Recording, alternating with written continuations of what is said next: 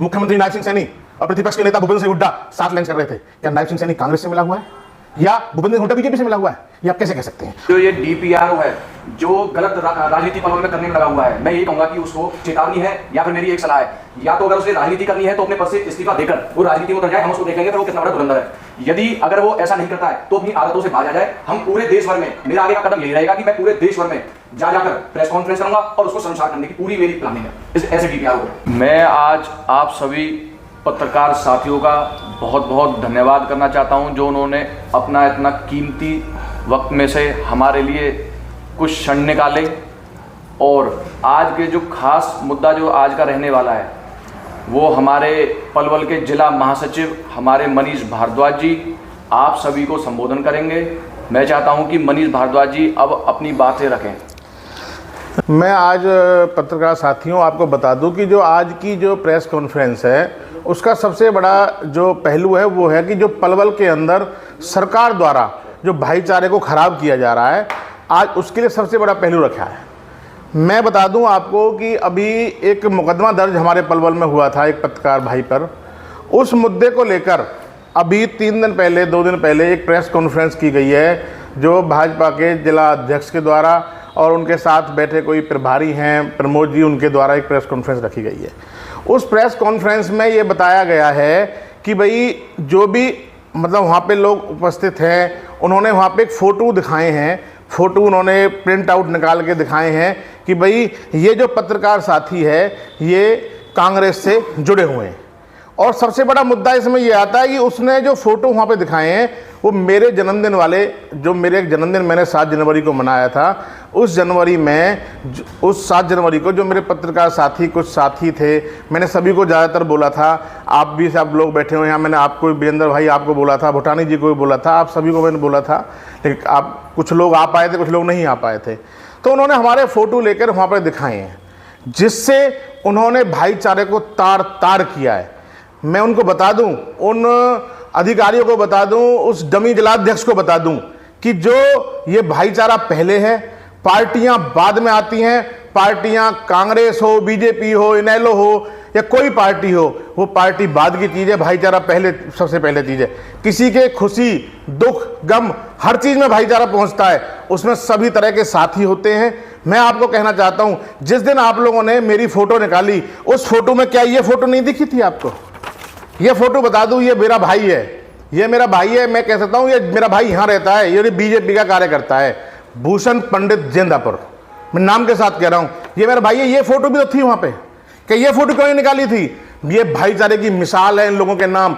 ये लोग हमारे साथ पहले भी खड़े थे, आज भी खड़े हैं और हमेशा खड़े रहेंगे। इनके लिए पार्टी मैटर नहीं करती, भाईचारा मैटर करता है। उसके बाद उस प्रेस को मैं आपको बता दूं कि मेरे जन्मदिन पर मेरे कुछ भाजपा के साथियों ने मुझे शुभकामनाएं दी थी। मेरे कुछ भाजपा के साथी हैं, इन्होंने मुझे शुभकामनाएं दी थी। क्या ये पार्टी, क्या ये कांग्रेसी है या मेरे साथ, मैं अब बीजेपी का आदमी हूं? उनको ये शर्म आनी चाहिए कि उन्होंने जो भाईचारे को तार तार किया। मैं 24 घंटे साथ रहता हूं, मेरे साथ मेरे हमारे पिछले के ब्लॉक चेयरमैन है, मेरी ये फोटो भी थी, ये फोटो भी निकालते। क्या ये कांग्रेस से मिले हुए हैं? ये भाजपा से मिले हुए? ये भाजपा के साथी हैं। ये हमारा भाईचारा है, ये सच्चा भाईचारा है और भाईचारा सबसे पहले है। मैं आपके माध्यम से, इस मीडिया के माध्यम से पलवल के कार्यकर्ताओं को, पलवल विधानसभा के हर कार्यकर्ता को बताना चाहता हूं कि भाईचारा पहले, भाईचारा जिंदाबाद था, जिंदाबाद है, जिंदाबाद रहेगा। पार्टी बाद में, पार्टियों से मैं उनको बता दूं, जो ये आज प्रेस वार्ता, जो इन्होंने प्रेस वार्ता करके एक हमारे एक बहुत सज्जन भाई जो संजीव राठौर, जो सतमार्ग न्यूज चलाते हैं, उनको इन्होंने झूठा मुकदमा दर्ज कराया। उस भाई की क्या गलती थी? वो भाईचारे के तौर पे हमारे प्रोग्रामों में पहुंचा, भाईचारे के तौर पे और ही पत्रकार हमारे प्रोग्रामों में आए। क्या उसकी क्या गलती थी? और ये तो दिखाते हैं कि ये कांग्रेस से जुड़े हुए हैं। इनको शर्म आनी चाहिए, इनको ये कहना चाहिए कि ये भाईचारा सबसे पहले है। मैं आपको बता दूं कि मेरे जो सतमार्ग न्यूज जो चैनल है उन पे आरोप लगाए गए कि भाई उन्होंने वहाँ पर जाके बडौली में सड़क जो निर्माण हो रहा था उसमें कच्ची ईंट को दिखाया। मुझे एक चीज़ बताइए आप, पीली ईंट वहाँ पे लग रही है।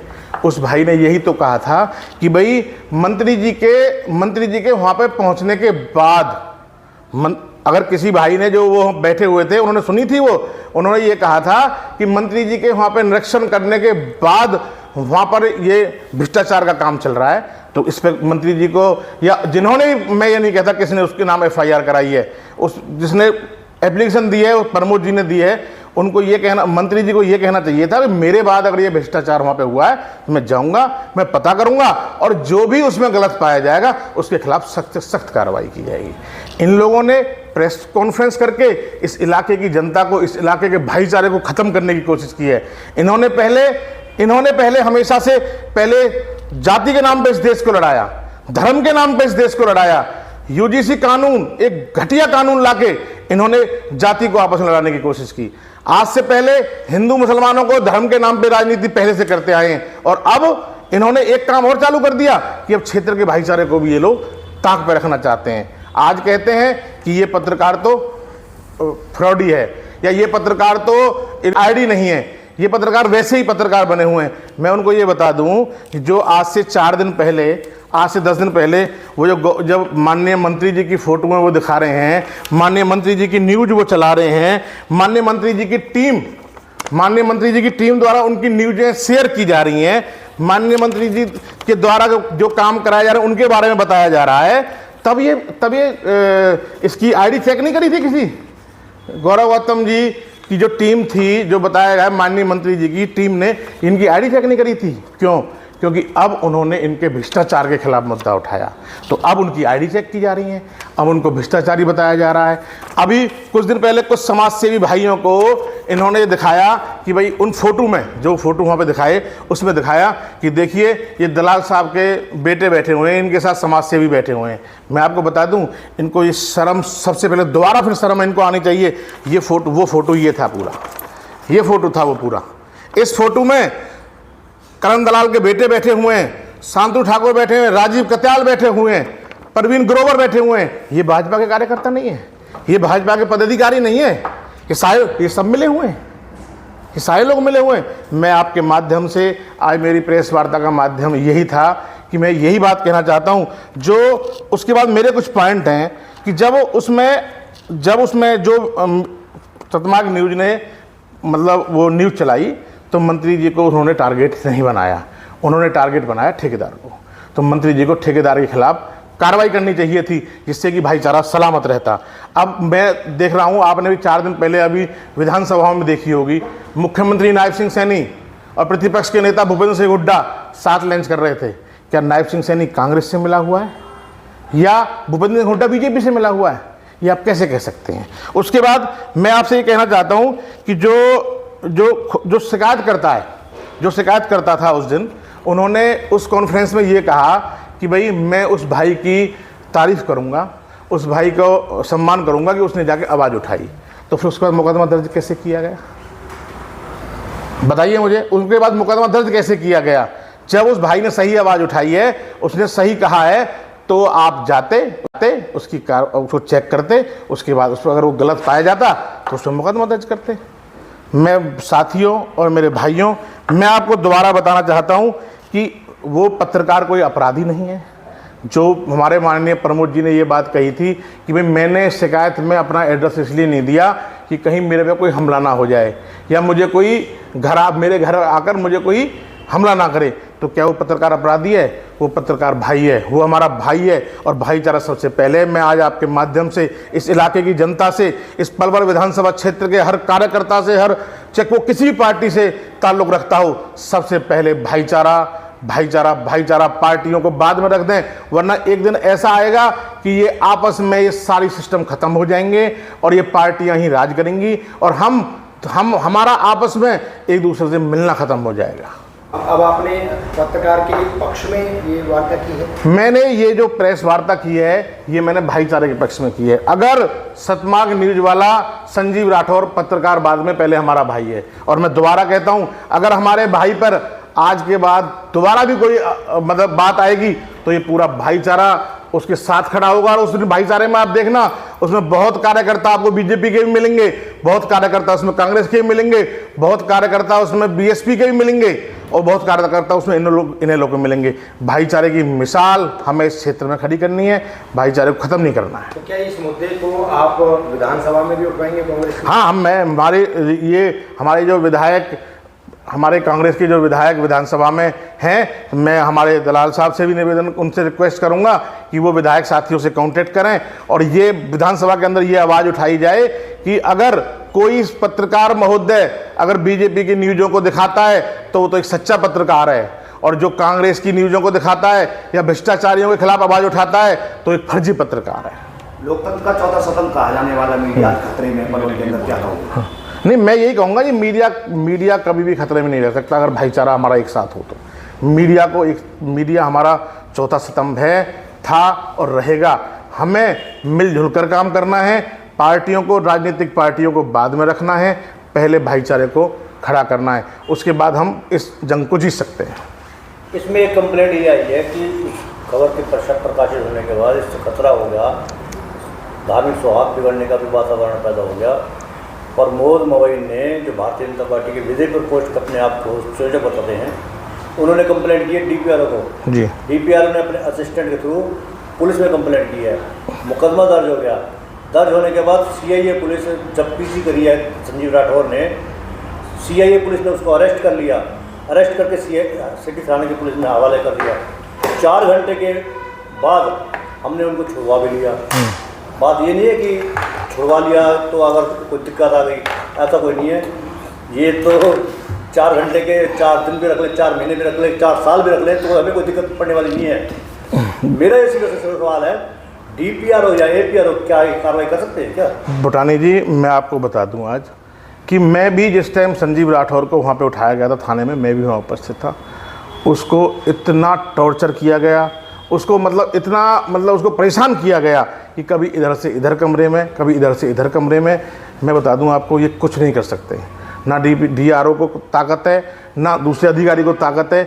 ये सब पूरी साजिश, पूरा एक गिरोह है जो धर्म को नाम पे राजनीति करना चाहता है, जाति के नाम पे राजनीति करना चाहता है, और अब एक लास्ट एक भाईचारा बचा था, इस पे भी राजनीति करना चाहता है। ये इनकी साजिश थी, इस साजिश के तहत इन्होंने काम किया। उस भाई ने इनका भ्रष्टाचार का मुद्दा उठाया, कच्ची ईंटों से जो निर्माण किया उसका मुद्दा उठाया, और कुछ नहीं है, सबको पावर है इनको फिलहाल भ्रष्टाचार को उठाने की, और इनको पावर है कि उनके खिलाफ आवाज़ उठाने की। हरदा जी, जिस प्रकार से पुलिस प्रशासन ने कार्रवाई की और उसमें तीव्रता दिखाई, सीआईए के द्वारा पत्रकार को उठाया गया, वो भी मंडी से, तो इसमें पूरी जो कार्रवाई रही है, पुलिस की कार्यशैली रही है, उस पर आपका क्या कहना है? मेरा यही कहना है कि मैं पुलिस प्रशासन को एक बात कहना चाहूँगा, भ्रष्टाचार तो पलवल के अंदर बहुत हो रहे हैं, उन पर तो इतनी जल्दी कार्रवाई नहीं की जा रही है।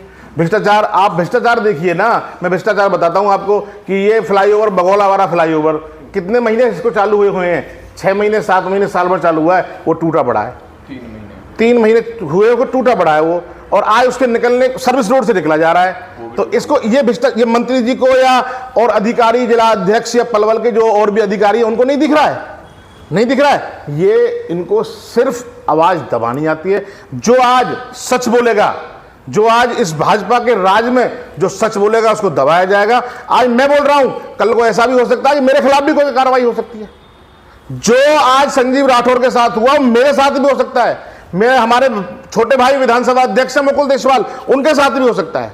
तो वो भी आजकल बहुत आवाज उठा रहे हैं भ्रष्टाचार के खिलाफ। तो मैं पुलिस प्रशासन की ये बहुत घटिया हरकत है।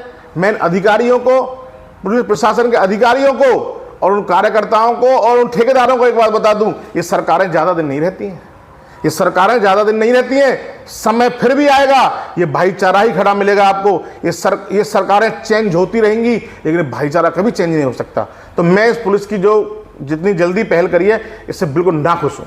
जी, अक्सर ये जो आरोप हैं, ऐसे ही आरोप आप पर भी लगते थे कांग्रेस के समय में कि कांग्रेस झूठी एफआईआर दर्ज करके लोगों की आवाज को दबाती है। तो ऐसे में अब ये जो एफआईआर हुई है, इसमें और आपकी एफआईआर जो समय कथित रूप, मैं आपको बता दूं कि कांग्रेस के टाइम पे जो एफआईआर होती थी वो उनके खिलाफ होती थी जिन्होंने दंगाई फैला रखा है पलवल में। जो दंगे माफिया, उनके खिलाफ, उनको सीधा किया जाता था, उनको उठा के अंदर किया जाता था। और जो पूरे पलवल के अंदर, शहर के अंदर कब्जा करके बैठे हैं, जमीनों पर कब्जा करके बैठे हैं और कहते हैं ये हमारी है। जो प्रॉपर्टी डीलर आज पलवल का नाश करके रख दिया इन डीलरों ने, जहां चाहे वहां प्लॉटिंग करके खड़ी कर देते हैं, जहां चाहे वहां प्लॉट काट देते हैं। क्या उनके खिलाफ उस टाइम पे कार्रवाई होती थी, जिनके खिलाफ आज कोई कार्रवाई नहीं होती है।